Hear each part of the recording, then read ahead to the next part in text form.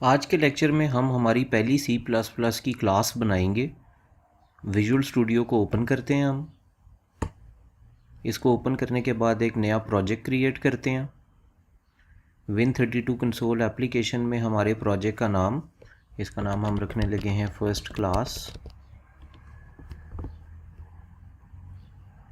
Next, empty project select करके finish का button दबा दीजिए।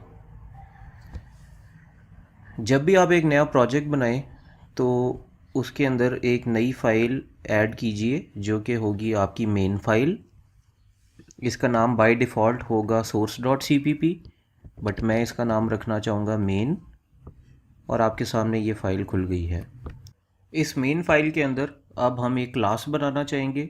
उसके लिए हम यहाँ पे सबसे पहले iostream को इंक्लूड करवा लेते हैं, #include iostream।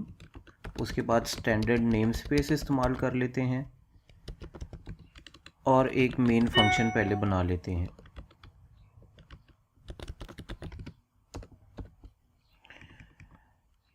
हम जनरली क्लासेस अलहदा फ़ाइलों में बनाते हैं, बट आज की इस वीडियो में हम क्लास मेन से बिल्कुल ऊपर बनाएंगे। क्लास बनाने के लिए आपके पास एक रिज़र्व वर्ड है जिसको हम कहते हैं क्लास। जैसे ही आप क्लास लिखेंगे तो ये रिज़र्व वर्ड नीले रंग में, ब्लू कलर में कन्वर्ट हो जाएगा। अब लेट्स से हम यहाँ पे एक क्लास बनाना चाह रहे हैं जो कि एक स्टूडेंट को रिप्रेजेंट करेगा, तो इस क्लास का नाम मैं रखना चाहूँगा स्टूडेंट। याद रखिएगा कि जनरली क्लासेस का नाम कैपिटल लेटर से स्टार्ट होता है। अब मुझे इस क्लास की डेफिनेशन करनी है और इसको डिफ़ाइन करने के लिए मुझे यहाँ पे करली ब्रैकेट्स यूज़ करने हैं। एक चीज़ का ख़ास ख्याल रखिएगा कि जैसे मैं यहाँ पे स्टार्टिंग करली ब्रैकेट को एंटर करूँगा, यानी कि स्टार्टिंग करली ब्रैकेट्स जैसे आएंगे तो ये एक एंडिंग करली ब्रैकेट भी यहाँ पे ऐड कर देगा और उसके बाद एक सेमी कॉलन भी ऑटोमेटिकली ऐड कर देगा। Please take note of this thing कि there is a semicolon here. मैं आपको ये इसलिए बता रहा हूँ क्योंकि हम विजुअल स्टूडियो पे काम करेंगे और हम इस सेमी कॉलन को इग्नोर कर दिया करेंगे। बट आप जब भी एक क्लास को डिफ़ाइन करते हैं तो क्लास रिज़र्व वर्ड, उसके बाद आपकी क्लास का नाम वट एवर इट इज़, और उसके बाद आप यहाँ पे करली ब्रैकेट्स ऐड करेंगे और करली ब्रैकेट्स के फ़ौरन बाद एक सेमी कॉलन यहाँ पे ऐड करना लाजमी है। हम डिफ़ाइन करना चाह रहे हैं एक स्टूडेंट को, और हम चाहेंगे कि एक स्टूडेंट के एट्रीब्यूट्स भी इस क्लास के अंदर मौजूद हों, और हम ये चाहेंगे कि उसी स्टूडेंट की जो फंक्शनैलिटीज़ हैं, यानी कि हमने आपको बताया था कि एक क्लास में मेथड्स होते हैं जो कि उसकी फंक्शनैलिटीज़ होती हैं, ये भी हम यहाँ पे ऐड करना चाहेंगे। आपको शायद याद हो कि मैंने आपको बताया था कि attributes are basically data members और methods are basically functionalities which are associated with a particular class. Functionalities और एट्रीब्यूट्स ऐड करने से पहले हमें ये पता होना चाहिए कि हम एक स्टूडेंट के अगेंस्ट स्टोर क्या करना चाह रहे हैं। आपको शायद याद हो कि मैंने एक वीडियो पहले बनाई थी जिसके अंदर हमने आपको बताया था कि हम एक स्टूडेंट की 3 इन्फॉर्मेशन स्टोर करना चाहेंगे उसकी क्लास के अंदर, और वो 3 इन्फॉर्मेशन है हमारे लिए एज, मैं लिख लेता हूँ यहाँ पे, उसका CGPA और उसका नाम। एट्रीब्यूट्स लिखने के लिए मुझे ये पता होना चाहिए कि आइडेंटिफायर नेम से पहले डेटा टाइप भी आनी चाहिए। तो हम अपनी इस एग्जांपल में अज्यूम कर लेते हैं कि हमारी एज की डेटा टाइप इंटीजर है और यहाँ पे एंड पे एक सेमीकोलन ऐड कीजिए।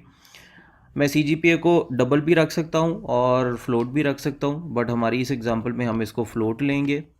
और यहाँ पे नाम को मैं स्ट्रिंग भी रख सकता हूँ, बट मैं कन्वेंशनली चलूँगा। मैं एक्चुअली एक बहुत ही ओल्ड स्कूल का प्रोग्रामर हूँ और मैं स्ट्रिंग को इस्तेमाल करने की बजाय I would be using a character pointer over here. ये सारे के सारे के लाएंगे हमारे एट्रीब्यूट्स, और ये एट्रीब्यूट जो है वो मैं यहाँ पे कट करके ऊपर ले जाता हूँ ताकि आपको आइडिया हो कि ये सारे के सारे इस क्लास के एट्रीब्यूट्स हैं। और मैं यहाँ पे सर्टन फंक्शनैलिटीज़ भी ऐड करना चाहूँगा एक स्टूडेंट की, उसके ऊपर हम बाद में आएंगे। यहाँ पे हम लिख देते हैं कि these are to be added letter.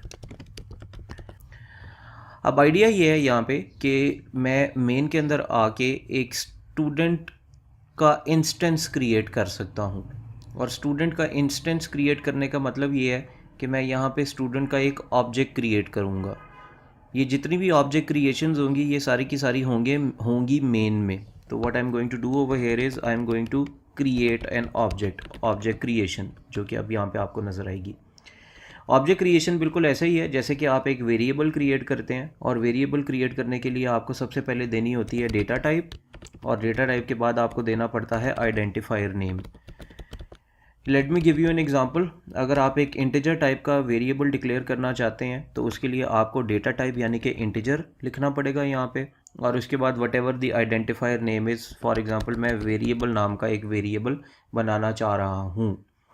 एक से ज़्यादा वेरिएबल्स डिक्लेयर करने का तरीका है, या तो आप इसी के बाद एक कॉमा ऐड करके, पहले वेरिएबल के बाद एक कॉमा ऐड करके दूसरे वेरिएबल का नाम दे दीजिए, या इसका दूसरा तरीका ये भी हो सकता है कि आप दोबारा से यहाँ पे डेटा टाइप डिफ़ाइन करें, जैसे कि अब मैं करने लगा हूँ। यहाँ पे आप लिखेंगे इंट और यहाँ पे लिखिए वेरिएबल 2। ये दो तरीके हैं। बिल्कुल इसी तरह ही आप यहाँ पे ऑब्जेक्ट्स को डिफ़ाइन करते हैं, और ऑब्जेक्ट को डिफ़ाइन करने का तरीका ये होगा कि आप सबसे पहले यहाँ पे लिखेंगे क्लास का नाम, what ever your class name is, और उसके बाद आपके ऑब्जेक्ट का आइडेंटिफायर नेम, जिसको हम कहेंगे object identifier name. For example मैं यहाँ पे एक स्टूडेंट क्रिएट करना चाह रहा हूँ जो कि है 1। स्टूडेंट 1 से होगा क्या कि आपको एक ऑब्जेक्ट मिल जाएगा 1 के नाम का। अब ऑब्जेक्ट मिलने का मतलब क्या है? ऑब्जेक्ट मिलने का मतलब ये है कि आपके 1 के ऑब्जेक्ट के अंदर वो सारे एट्रीब्यूट्स इनकैप्सुलेटेड होंगे जो कि मैंने क्लास में डिफ़ाइन किए हुए हैं। अगर मैं आपको इस स्टूडेंट 1 का मेमोरी मैप दिखाना चाहूँ तो वो देखने में कुछ इस तरह का होगा। उसके लिए मुझे पेंट ओपन करने दीजिए और मैं पेंट पे यहाँ पे आपको ड्रॉ करके दिखाने की कोशिश करूँगा। ये आपके पास एक स्टूडेंट है 1,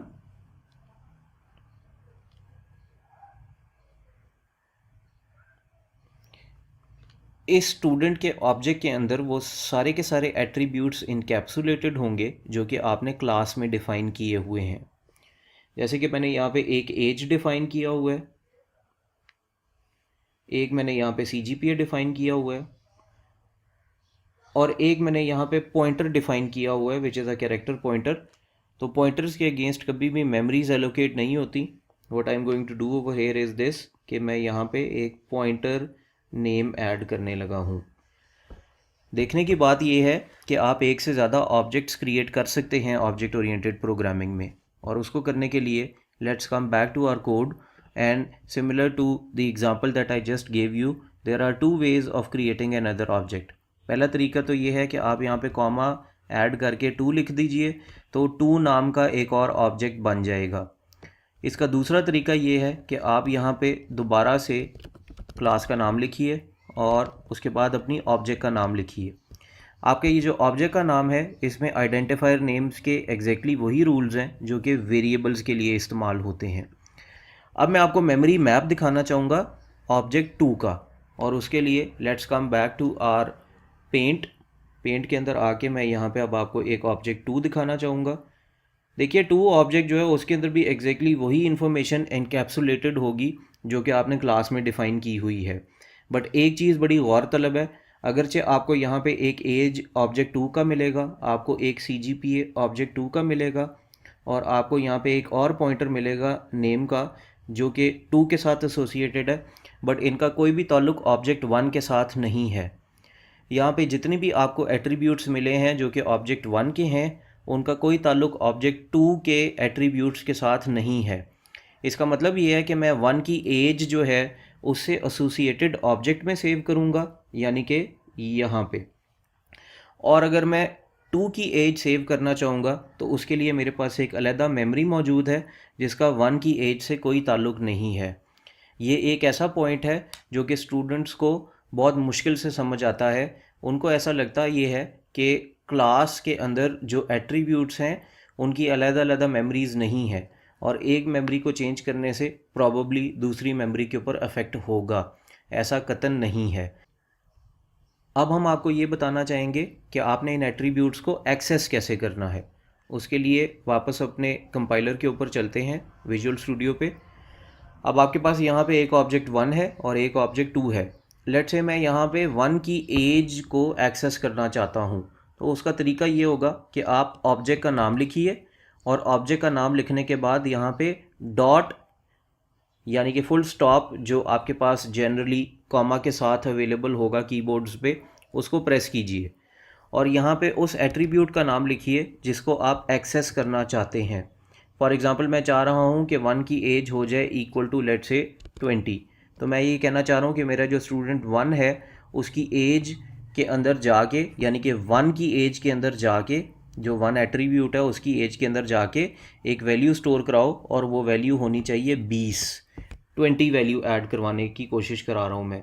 तो व्हाट वुड हैपन इज़ कि यहाँ पे आप 1 के अंदर एज के एट्रीब्यूट में आएंगे और यहाँ पे आके वैल्यू एक 20 स्टोर करवाएंगे। अब अगर मैं यहाँ पे लेट्स से 2 के ऑब्जेक्ट के ऊपर कोई काम करना चाह रहा हूँ, तो let's come back to our compiler. तो मैं यहाँ पे लिखूँगा 2 डॉट और उसकी एज। फॉर एग्ज़ाम्पल मैं कहता हूँ कि जो मेरा स्टूडेंट 2 है उसकी एज इज़ इक्वल टू 24। तो दोबारा चलते हैं हम हमारे मेमोरी मैप के ऊपर, तो आप देखेंगे ये कि 2 की एज में वैल्यू एक 24 स्टोर करवाने की ये कोशिश करेगा। इसी तरह अगर आपने CGPA के ऊपर काम करना है तो उसके लिए लेट्स से मैं यहाँ पे 1.CGPA लिखता हूँ, तो इसका मतलब है कि मैं 1 के CGPA के अंदर कोई वैल्यू स्टोर करवाना चाह रहा हूँ विच इज़ लेट्स से 2.95। तो come back to our memory map over here. 2 के CGPA के ऊपर मैंने एक वैल्यू 2.95 स्टोर कराने की कोशिश की है। अच्छा, एक चीज़ आप शायद गौर कर रहे हो कि ये सब कुछ करने के साथ आपको एरर्स मिल रहे हैं, और ये एरर्स आपको इसलिए मिल रहे हैं क्योंकि by default everything in a class is private. This is very important. ये एट्रीब्यूट्स अगरचे आपने एक्सेस करने की कोशिश की है नीचे, बट यू सी कि you get errors over here. Why are you getting errors over here? Because when you click over it तो आपको यहाँ पे नज़र आ रहा है कि error member student as declared in line 7 is inaccessible. अगर मैं अपने प्रोग्राम को यहाँ से रन करना चाहूँ, यानी कि कंट्रोल F5 जो है वो प्रेस करना चाहूँ, तो again you would get the same error. और ये एरर आपको इसलिए मिल रहा होगा क्योंकि by default everything in a class is private. आपको शायद याद हो कि पिछली वीडियो में मैंने आपको बताया था कि एनकैप्सुलेशन अचीव करते हुए आपको सिक्योरिटी ऑटोमेटिकली एक क्लास में मिल जाती है, और वो सिक्योरिटी आप करते हैं using 3 kinds of access specifiers. और वो एक्सेस स्पेसिफायर्स थे कौन कौन से? Let me write it down on top over here. There were 3 kind of access specifiers. ठीक है, there were 3 kinds of access specifiers. What were those? One was public, another one was private, and the third one was protected. अब मसला ये है यहाँ पे कि class में बाय डिफ़ॉल्ट सब कुछ होता ही प्राइवेट है। अब अगर सब कुछ है ही यहाँ पे प्राइवेट, तो इस क्लास को बनाने का फ़ायदा क्या है? आज की वीडियो के अंदर या इस वीडियो के अंदर हमारा मकसद कतन ये नहीं था कि हम ऑब्जेक्ट की जो एट्रीब्यूट्स है उसके अंदर जाके वैल्यूज़ को स्टोर भी करें। आज हमने सिर्फ एक क्लास बनानी थी, और क्लास बनाने का तरीका ये होता है कि you actually have to write the name of the class, और sorry you have to write a reserve word class. उसके बाद अपनी क्लास का नाम लिखिए यहाँ पे एट्रीब्यूट्स, और अगर कोई फंक्शनैलिटीज़ हैं तो वो यहाँ पे डिफ़ाइन कर दीजिए, और उनको एक्सेस करने के लिए आपको यहाँ पे ऑब्जेक्ट्स को क्रिएट करना पड़ता है, जैसा कि हमने आपको इस वीडियो में दिखाया। अब इस मसले को रिज़ॉल्व करने के लिए अगली वीडियो का वेट कीजिए, जिसके अंदर हम आपको ये बताएंगे कि एक ऑब्जेक्ट के एट्रीब्यूट्स को हम एक्सेस कैसे करते हैं। आज की वीडियो में याद रखिएगा कि everything by default in a class is private. Thank you very much. See you in the next video.